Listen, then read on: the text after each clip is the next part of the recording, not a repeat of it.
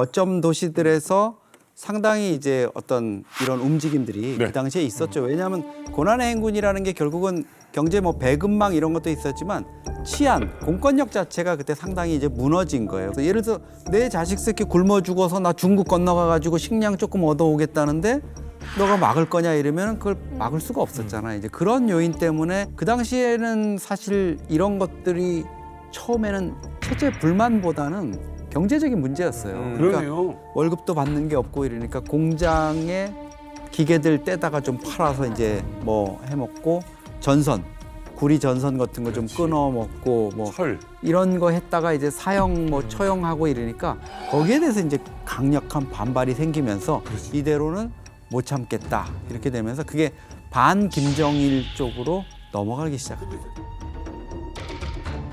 그때 당시는 김정일이가 금방 올라서면서 다 죽일 때입니다. 그때는 소로 한 마리 잡아먹어도 죽이고 뭐 공장 기계 뭐 기계 조금 이렇게 뜯어서 팔아도 죽이고 배부른 상태에서 소로 잡아먹었다면 그것도 뭐 이렇게 강한 처벌을 할 수 있지만 그 배고픈데 그 소를 한 마리 잡아먹어야지. 그래서 그때 당시 그런 시기 됐으니까 저희도 그냥 예의는 아니 됐죠.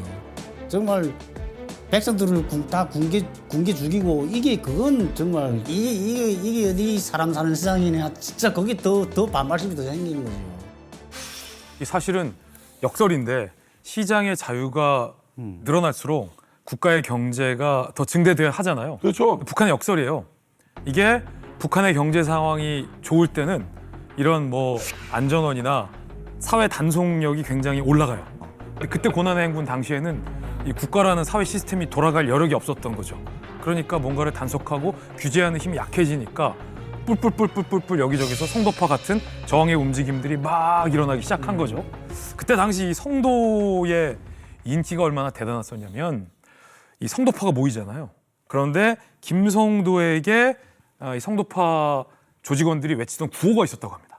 종민 씨 같은 리더니까 소위트의 리더로서 물론 바지 리더지만 이런 응원들은 사실은 제가 생각해 봤을 때는 어쨌거나 그 김정일이랑 반대되는 어떤 그런 적국의 언어를 좀 써서 영어를 좀 넣지 않았을까 해서 뭐 성투더 뭐 이런 것처럼 성투더 영어로 빅토리 성도 뭐 이런 파이팅! 예 파이팅 성도 뭐 이런 비슷해요.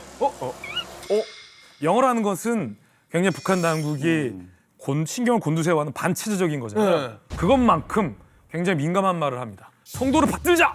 받들자. 아, 이거 한다. 와, 이거는 애들이 다 모여서 우리 성도를 받들겠다고 스스로들 혈서를 쓰기 시작한 거예요. 그걸 혈서를 썼죠. 그 소도를 받들자고 혈서를 썼죠. 피를 가지고 이걸 손에다가 혈서를 쓴 거죠. 김성도 만세를 외치면서 받들어서 그냥 우리 목표를 이루자. 그래서 그랬죠. 북한에서 다들 아시다시피 위험하죠. 받들자라는 받들자. 표현은 장군님들. 예. 내 부모도 아니야. 북한에서 받들자라는 표현은 장군님들한테만 쓸 수 있는 거예요. 김정일한테만 쓰는 거죠. 근데 그걸 김성도에게 썼다는 건 이건 반체제적인 거죠. 그러니까 북한 당국이 이거를 들은 이상 가만 안 놔둬. 잡아들여야겠다라는 생각을 할 수밖에 없겠죠. 성도를 받들자라는 거 이게 사실 이번에 김여정 욕했다고 해서 집안을 아예 그냥 송두리 째 그렇죠. 뽑는데 이 정도는 간이 너무 큰 거 아니에요?